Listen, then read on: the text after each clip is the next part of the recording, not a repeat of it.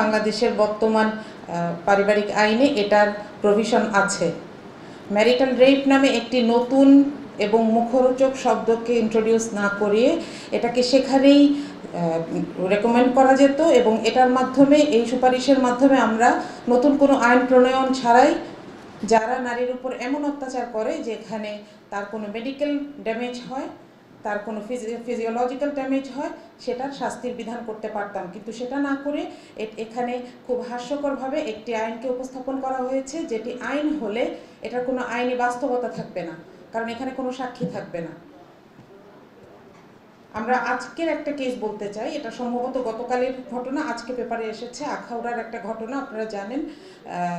হাজব্যান্ডের বয়স ছিল 28, ওয়াইফের বয়স 18 এবং হাজব্যান্ড খুব তার চাহিদা বেশি থাকার কারণে ওয়াইফ তাকে দোকান থেকে ঘুমের ওষুধ এনে অজ্ঞান করে ফেলে এবং এরপরে হাজব্যান্ড মারা গেছে।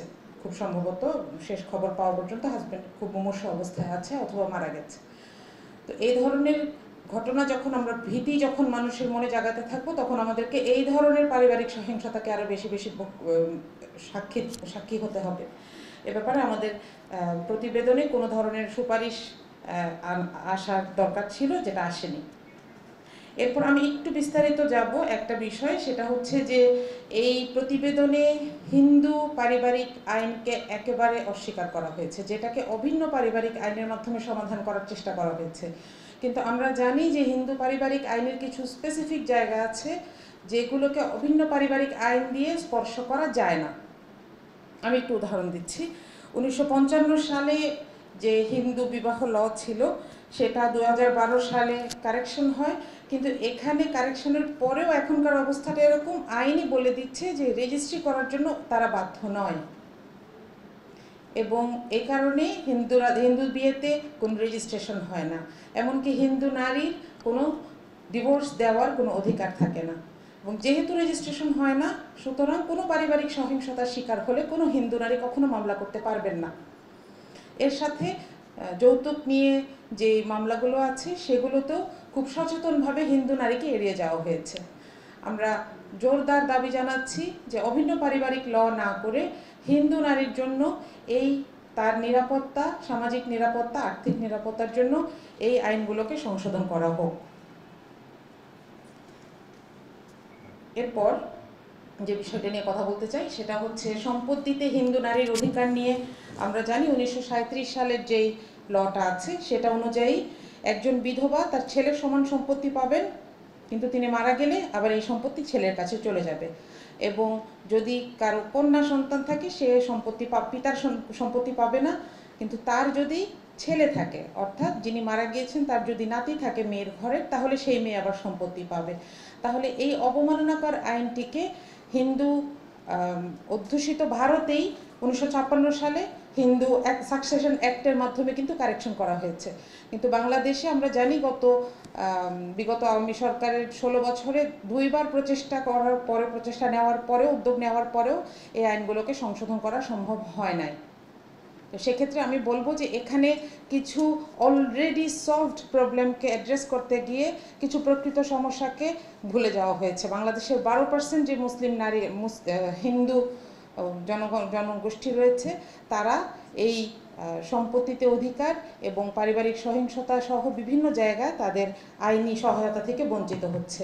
এখানে একটা গুরুত্বপূর্ণ কথা বলবো, সেটা হচ্ছে আমরা বিভিন্ন জায়গায় আমাদের নারী কমিশনের সদস্যদেরকে বলতে শুনছি যে মুসলিম আইনের মতন থাকবে, কিন্তু একটা অভিন্ন পারিবারিক আইন থাকবে, যার যখন যেটা ইচ্ছে হবে অ্যাক্সেস করবে। তাহলে এটা দিয়ে আমরা একটা পরিবারকে ভাই বোনের মধ্যে একটা যুদ্ধের মধ্যে ঠেলে দিচ্ছি। অথচ এখানে উদাহরণ দেওয়া হয়েছে মালয়েশিয়ার। আপনারা জানবেন, মালয়েশিয়ায় মুসলিম ল একরকম এবং মুসলিম ছাড়া বাকিদের জন্য সিভিল লটা আরেক রকম। কোনো মুসলিম কখনো সিভিল লকে অ্যাক্সেস করার চেষ্টা করে না।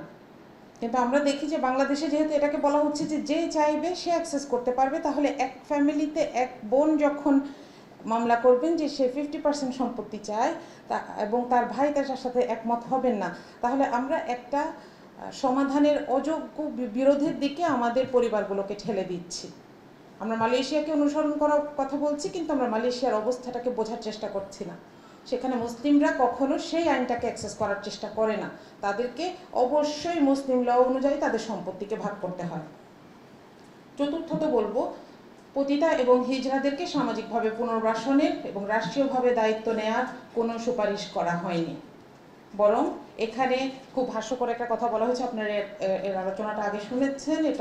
এটার ব্যাপারে আমাদের প্রশ্ন করা দরকার ছিল, কয়জন পতিতা তাদের এই অবস্থা নিয়েই বহন করে নিয়ে চলে যেতে চায়। কারণ আমরা জানি, ওরাও জানে যে তাদের বয়স যখন 30-35 পার হয়ে যায় তখন তারা আর এই পেশায় থাকতে পারে না। তাদেরকে বাধ্য হয়ে অপরের গলগ্রহ হয়ে বাঁচতে হয়, অথবা তাকে নতুন একটা সেন্টার করে দেওয়া হয়, সেখানে আরও কিছু কম বয়সী মেয়ের সে মুরব্বী হয়। হ্যাঁ, তো এই অস্বাস্থ্যকর ব্যবস্থাটাকে থেকে নারীকে বের করে আনা এবং তাকে পুনর্বাসনের কোনো সুপারিশ আমরা এখানে দেখি নাই। বরং ম্যারিটাল রেপ নামে অথবা তাদেরকে পেশা হিসেবে স্বীকৃতি দেওয়ার কথা বলে নারীর এই নারীত্বকে, অসহায়তাকে কটাক্ষ করা হয়েছে। এরপর সবশেষে আমি একটা কথা বলতে চাই, সেটা হচ্ছে যে প্রকৃতপক্ষে ভরণ পোষণের যে দায়িত্ব পুরুষকে দেওয়া হয়েছে সেটা নারীর প্রতি অবহেলা নয়। আমি জানি, আমি যদি জিজ্ঞেস করি আপনারা সবাই এখানে আমার সাথে একমত হবেন যে নারীকে যখন বলা হয় যে she will be taken care of by a man, এটার মানে নারীর কোনো অযোগ্যতাকে তুলে ধরা হচ্ছে না, বরং একটা নারী তার 12 বছর বয়স থেকে সন্তান ধারণের জন্য তৈরি হতে থাকে এবং একজন প্রসূতি মা সন্তান জন্মদানের আগে এবং পরের দীর্ঘ সময় ধরে তাকে নিজের টেক কেয়ার এবং বাচ্চার টেক কেয়ার করতে হয়। সেই সময়টাতে তার সামাজিক সুরক্ষার জন্য এই দায়িত্ব পুরুষকে দেওয়া হয়েছে। এখন আমরা যদি এই দায়িত্বটাকে ভুলে যাই এবং এই দায়িত্বকে নারীর অধিকার বলে মনে করতে থাকি, তাহলে আমরা যে সামাজিক ইমব্যালেন্স তৈরি করব সেটার আসলে কোনো সমাধান নাই। আমি এই প্রসঙ্গ শেষ করার আগে একটা গল্প বলতে চাই। 1955 সালের লন্ডন শহরের কথা বলি। তখন লন্ডনে কিছু কনভেন্ট ছিল এবং ছোট ছোট নার্সিং হোম ছিল। এখন সেই সেবাটা আরও অনেক বেশি বেড়েছে, আপনারা জানেন, ডিজিটালাইজ হয়ে গেছে। আমরা যদি চিন্তা করি যে 1955 সালে লন্ডন শহরের এই ফ্যাসিলিটি বাংলাদেশের রাজধানীতে বসে আমরা পাচ্ছি কিনা। একজন মহিলা তার যখন সন্তান আসার কথাটি টের পেতেন, তিনি গিয়ে এই নার্সিং হোমে রেজিস্ট্রেশন করতেন এবং তাকে বলতে হতো যে তিনি একটি বাচ্চাকে বাসায় ডেলিভারি করতে চান কিনা। যদি চান তাহলে তার সময় মতো ফোন করলে একজন ডেলিভারি গার্ল, যেটাকে আমরা বলি মিডওয়াইফ, তিনি বাসায় আসতেন এবং প্রশিক্ষিত, সরকার থেকে দেওয়া তার একটা বক্স ছিল, তার সমস্ত উপকরণ সহ বাসায় আসতেন এবং বাসায় ডেলিভারি করতেন। বাচ্চার সুস্বাস্থ্য নিশ্চিত করার পরে সেই নার্স কিংবা নান ফেরত যেতেন। এটি একটি ধর্মীয় কাজের অংশ ছিল। আমরা কি আজকে 2025-এর ঢাকা শহরে এই ফ্যাসিলিটি কল্পনা করতে পারি? তাহলে এই বেসিক জায়গাগুলোকে বাদ দিয়ে আমরা যখন পাশ্চাত্য থেকে শুধু চকচকে জিনিসগুলো আমদানি করতে চাই, তাহলে আমাদেরকে পাশ্চাত্যের ভঙ্গুর পারিবারিক ব্যবস্থার মুখোমুখি হতে হবে, আল্লাহ না করুন। তো আমি শেষ করার আগে আরেকটা বিষয় নিয়ে একটু কথা বলতে চাই, সেটা হচ্ছে বাংলাদেশের ইসলামপ্রিয় মানুষ যারা আমরা নিজেদেরকে 91% মুসলিমের দেশ বলতে পছন্দ করি বাংলাদেশকে, আমাদের জন্য একটা অ্যালার্মিং ব্যাপার হচ্ছে নারী কমিশনের এই প্রতিবেদন। আমাদেরকে বুঝতে হবে যে আমরা যখন জুলুম করি, আমরা যখন কোরআনের দেয়া হকগুলোকে নিয়ে আমরা নিজেরাই সচেতন না হই, আমাদের আলেমরা সচেতন না হন এবং আমরা মহিলারা নিজেদেরকে শিক্ষিত না করি, কোরআন আমাদেরকে যে অধিকারগুলো দিয়েছে সেগুলো নিয়ে কথা না বলি, সেই জুলুমের ক্ষতগুলা দিয়েই আমাদের মধ্যে অপসংস্কৃতি প্রবেশ করে। আমাদের নারীরা আজকে ভুলে যাচ্ছেন ইসলাম তাদেরকে কি অধিকার দিয়েছে।